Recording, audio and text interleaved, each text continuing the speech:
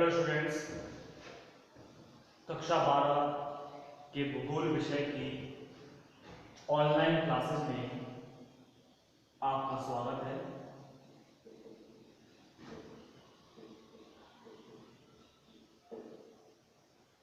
पिछली वीडियो में हम अंतरराष्ट्रीय व्यापार से संबंधित बातों पर चर्चा कर रहे थे, जिसमें हमने अंतरराष्ट्रीय व्यापार की परिभाषा और राष्ट्रीय व अंतरराष्ट्रीय व्यापार में अंतर के साथ साथ अंतरराष्ट्रीय व्यापार के लाभ और हानि के बारे में जाना कि जहां अंतरराष्ट्रीय व्यापार एक तरफ लाभदायक है तो दूसरी तरफ कुछ हानियां भी सामने आती हैं। इन बातों की चर्चा हम पिछली वीडियो में कर चुके थे। आज अंतरराष्ट्रीय व्यापार के प्रकारों के बारे में जानेंगे कि आखिर अंतरराष्ट्रीय व्यापार कितने प्रकार का होता है। तो आइए शुरू करते हैं आज का हमारा टॉपिक।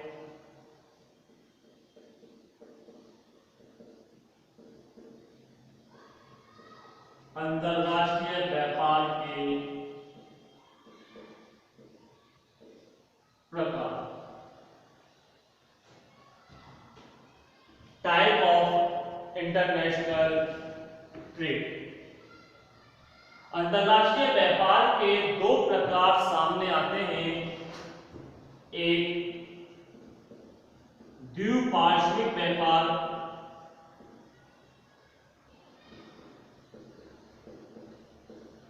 और नंबर 2 बहुपार्श्विक व्यापार। क्या है इनका मतलब, जरा समझें। द्विपार्श्विक व्यापार से आशय उस व्यापार से है जिसमें अंतरराष्ट्रीय व्यापार सिर्फ दो देशों के मध्य होता है। द्विपार्श्विक यानी टू डायमेंशन कह सकते हैं इंग्लिश में, अर्थात दो तरफा व्यापार होता है, दो देशों के मध्य व्यापार होता है और इस व्यापार में आवश्यक है दोनों देश एक दूसरे से सहमत हो। अर्थात हम इसको इस तरह समझें, भारत और जापान ये दो देश हैं। इन दो देशों के मध्य व्यापार किया जा रहा है तो भारत की वस्तुएं जापान भेजी जा रही हैं और जापान की वस्तुएं भारत में आयातित की जा रही हैं। तो सिर्फ दो देशों के मध्य हो रहा है, तीसरे देश से यहां कोई मतलब नहीं है। एक ऐसा अंतरराष्ट्रीय व्यापार जो दो देशों के मध्य होता है उसे द्विपार्श्विक व्यापार कहते हैं। और यह व्यापार तब होगा जब दोनों देश व्यापारिक मामले में एक दूसरे से सहमत होंगे। यानी जापान भारत से और भारत जापान से जब सहमत है, व्यापार करने के लिए तैयार है, व्यापार के नियम कानूनों की पालना करने के लिए तैयार है, तभी इन दो देशों के मध्य व्यापार होगा। अगर इनमें से कोई भी देश व्यापारिक नियमों को तोड़ेगा तो इनके मध्य व्यापार नहीं हो पाएगा। तो द्विपार्श्विक व्यापार से आशय एक ऐसे व्यापार से है जिसमें दो देशों के मध्य व्यापारिक नियमों की पालना करते हुए व्यापार किया जाता है। ऐसा व्यापार द्विपार्श्विक व्यापार कहलाता है। वहीं नंबर 2 की बात करें, बहुपार्श्विक व्यापार। नाम के अकॉर्डिंग ही एक ऐसा व्यापार जो दो देशों से अधिक के मध्य हो, दो देशों से अधिक के मध्य, दो देशों के मध्य हो रहा है तो वो तो द्विपार्श्विक व्यापार हो गया। और एक समय में ही अगर दो देशों से अधिक के मध्य हो रहा है तो उसे बहुपार्श्विक व्यापार कहा जाता है। लेकिन इस व्यापार के अंतर्गत एक विशेष बात यह है कि जरूरी नहीं अन्य देश व्यापारिक नियम मानने के लिए तैयार हो, लेकिन फिर भी उनके साथ व्यापार किया जा रहा है। अर्थात इसको इस तरह समझें, भारत जापान ये द्विपार्श्विक है। अब मान लीजिए तीसरा समूह अमेरिका भी आ जाता है, तो दो देशों के अलावा यानी दो देशों से अधिक देशों के मध्य व्यापार हो रहा है तो ऐसा व्यापार बहुपार्श्विक व्यापार कहलाता है। और इस व्यापार में जरूरी नहीं कि इन तीनों देश आपस में एक दूसरे से सहमत हो सकता है इनमें से कोई देश व्यापारिक नियमों से सहमत ना हो, लेकिन फिर भी वह व्यापार करने के लिए मजबूर है। अब आप ऐसा कह सकते हैं कि सर ऐसा क्यों, कि जब कोई देश व्यापारिक नियमों को मानने के लिए तैयार ही नहीं है तो फिर वो व्यापार क्यों करेगा? वो व्यापार करना बंद कर दे, अपने को समूह से अलग कर ले। लेकिन नहीं, कुछ ऐसी परिस्थितियां होती हैं जिनके तहत व्यापार करना आवश्यक होता है, चाहे व्यापारिक नियमों की पालना की जाए या नहीं, या व्यापारिक नियम माने जाएं या नहीं। वो कैसे? एक एग्जांपल के हिसाब से हम समझते हैं इस बहुपार्श्विक व्यापार को। प्राचीन समय में जब हमारा देश ब्रिटिश समूह के अधीन था, हमारे देश पर ब्रिटिश सत्ता कायम थी, उस समय ब्रिटेन जो कार्य करता था वो बहुपार्श्विक व्यापार ही करता था। यानी ब्रिटेन एक समय में एक देश के साथ व्यापार ना करके एक समय में कई देशों के साथ व्यापार किया करता था, ताकि यदि एक देश के साथ व्यापार में कोई घाटा हो रहा है तो उस घाटे की भरपाई दूसरे देश के साथ कर ली जाती है। कैसे? एक एग्जांपल समझिए।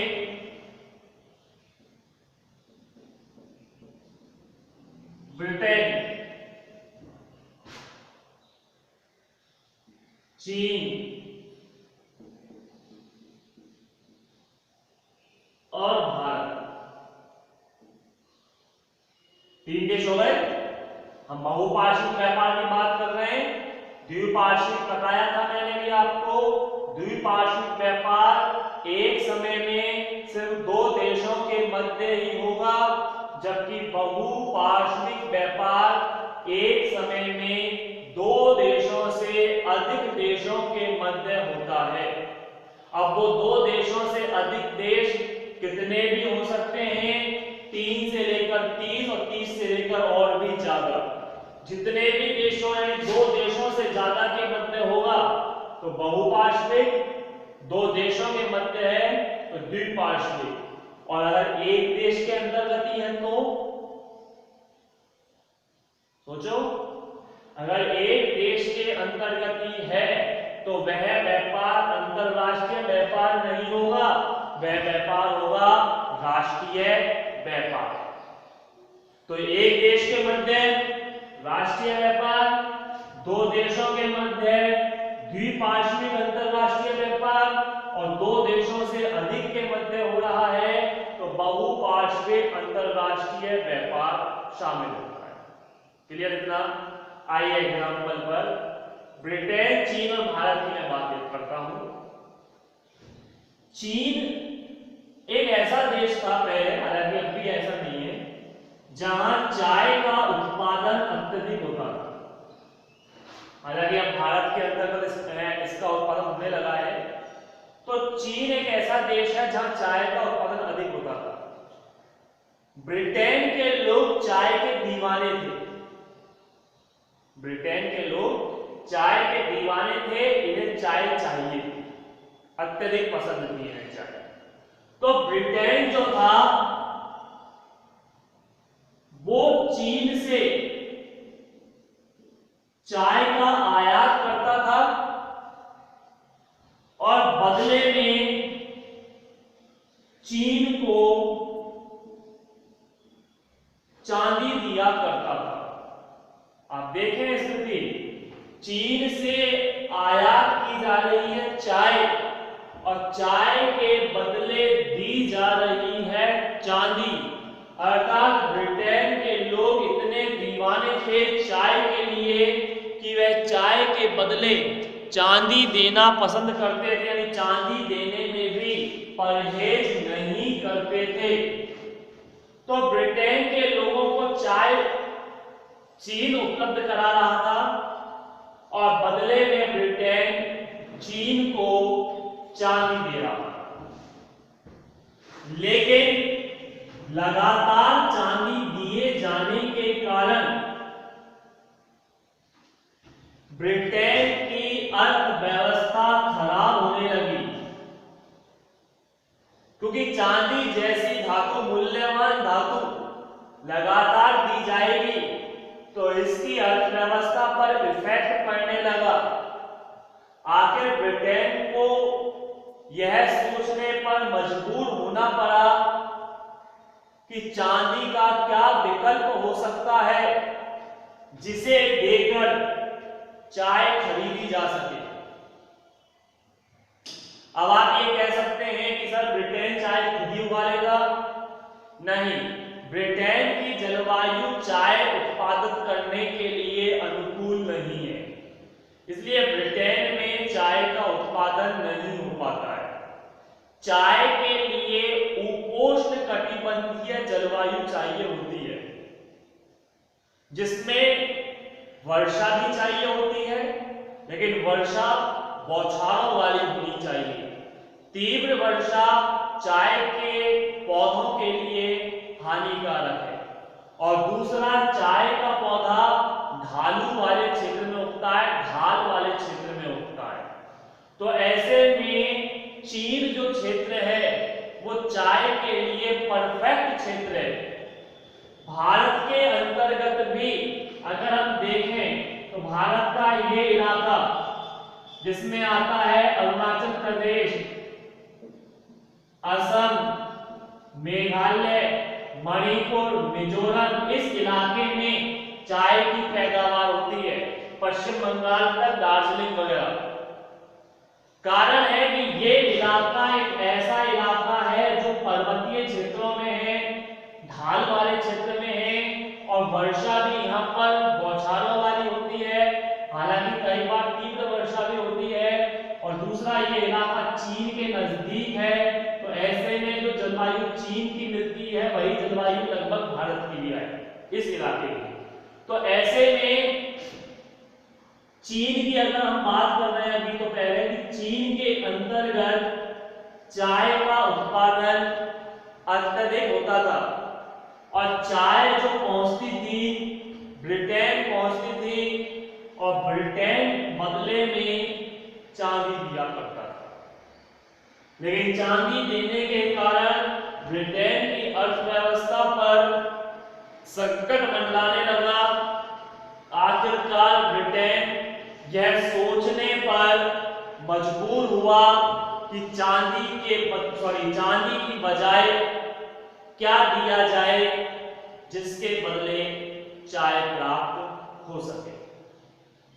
एक ऐसा ही समय आया जब चीन में एक क्रांतिकारी बदलाव हुआ। चीन के लोगों को अफीम की लत थी। ये अफीमची थे, अफीम का नशा किया करते थे चीन के लोग, और चीन के लोगों ने जब अफीम का अत्यधिक इस्तेमाल किया तो चीनी व्यवस्था बदलने लगी। चीनी नागरिक नशे की लत का शिकार हो गए। समाज बद से बदतर होता चला गया चीन का। आखिरकार चीन के राजा ने अफीम के उत्पादन पर रोक लगा दी।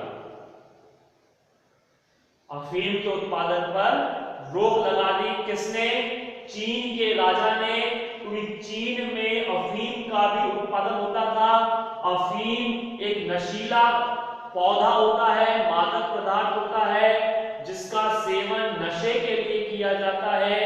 जब चीन में अफीम की लत तीव्र हो गई, तमाम नागरिक इस नशे की लत का शिकार हो गए, तो चीनी राजा ने एक सख्त कदम उठाया और आदेश निकाला कि चीन में अफीम की खेती नहीं होगी। फिर क्या था? चीनी लोग तड़पने लगे, क्योंकि वह व्यक्ति जिसे नशे की लत है और उसे अगर नशा ना मिले तो वह बिना पानी की मछली की तरह तड़पता है। चीनी लोगों को चाहिए था कि कैसे ना कैसे करके कहीं से अफीम मिल जाए, किसी भी तरीके से, ताकि वह नशा कर सकें। ये लोग तड़प रहे थे। यह बात ब्रिटेन को एक अच्छी साबित हुई। अब ब्रिटेन को विकल्प मिल गया चांदी का। अब ब्रिटेन ने सोचा कि चीन को अफीम दी जाएगी और बदले में क्या ले ली जाएगी? इनसे चाय ले ली जाएगी। लेकिन ब्रिटेन अपने यहां अफीम उगाने के लिए तैयार नहीं था। कारण अफीम का पौधा एक ऐसा पौधा होता है जो भूमि को अति शीघ्र बंजर बना देता है, अनुपजाऊ बना देता है, क्योंकि अफीम का पौधा भूमि की उर्वरा शक्ति को तेजी से अब्जॉर्ब करता है।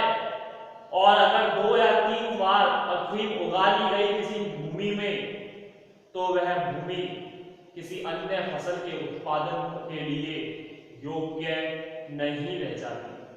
तो ब्रिटेन नहीं चाहता कि उसके यहां अफीम पैदा हो। चाय ब्रिटेन में होती नहीं थी। तब ब्रिटेन ने विकल्प ढूंढा भारत पर। अब ब्रिटेन भारत में अफीम उगवाता था, भारत से जबरदस्ती। भारतीय नहीं चाहते थे, लेकिन फिर भी क्योंकि भारत गुलाम था, उपनिवेश था ब्रिटेन का, भारत से अफीम उगवाता था और वह अफीम चोरी छुपे चीनी नागरिकों को देता था और बदले में उनसे चाय प्राप्त कर लिया करता था। यानी आप देखें, ब्रिटेन की चांदी भी बच गई और ब्रिटेन की कोई लागत भी नहीं आ रही है। भूमि बंजर हो तो भारत की हो, लागत लगे तो भारत की लगे, मेहनत करें तो भारतीय करें। बदले में चीन से चाय प्राप्त कर ली ब्रिटेन ने और भारत में जो अफीम पैदा की थी वो चीन को दे दी। तो आप देखिए, ऐसा जो व्यापार है भारत, चीन और ब्रिटेन, ऐसा व्यापार बहुपार्श्विक व्यापार कहलाता है, जहां 2 देशों से अधिक देशों के मध्य व्यापार होता है।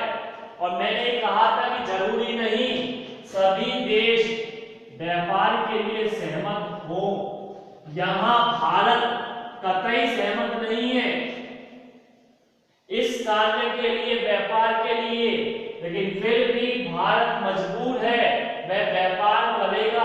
कारण था कि भारत ब्रिटेन का उपनिवेश था, अधीन था, उसके नियंत्रण में था। तो इस तरह से अंतरराष्ट्रीय व्यापार के दो प्रकार हमारे सामने आते हैं, एक द्विपार्श्विक व्यापार और दूसरा बहुपार्श्विक व्यापार। ये छोटा सा टॉपिक बड़े विस्तार से आपको क्लियर कर दिया। उम्मीद करता हूं ये टॉपिक समझ में आया होगा। लास्ट ईयर बोर्ड एग्जाम में ये प्रश्न आ चुका है। लास्ट ईयर इस साल ड्रॉप कर दिया गया, अगली साल हो सकता है जब आप एग्जाम दें तो ये क्वेश्चन आपको फिर पुटअप हो जाए 2 नंबर में या 1 नंबर में कि द्विपार्श्विक और बहुपार्श्विक व्यापार में क्या अंतर है या परिभाषा बताइए। तो द्विपार्श्विक व्यापार लास्ट टाइम एक बार दोबारा से क्लियर कर देता हूं। द्विपार्श्विक व्यापार एक ऐसा व्यापार जो दो देशों के मध्य होता है और इस व्यापार में दोनों देश व्यापारिक नियमों की पालना के लिए आपसी सहमति प्रदान करते हैं। जबकि बहुपार्श्विक व्यापार एक ऐसा अंतरराष्ट्रीय व्यापार जो दो देशों से अधिक देशों के मध्य होता है, लेकिन जरूरी नहीं सभी देश एक दूसरे के साथ व्यापार करने के लिए सहमत हो। आज के लिए इतना ही काफी है। अंतरराष्ट्रीय व्यापार से संबंधित अन्य बातों की चर्चा आगामी वीडियो में करेंगे। तब तक के लिए धन्यवाद।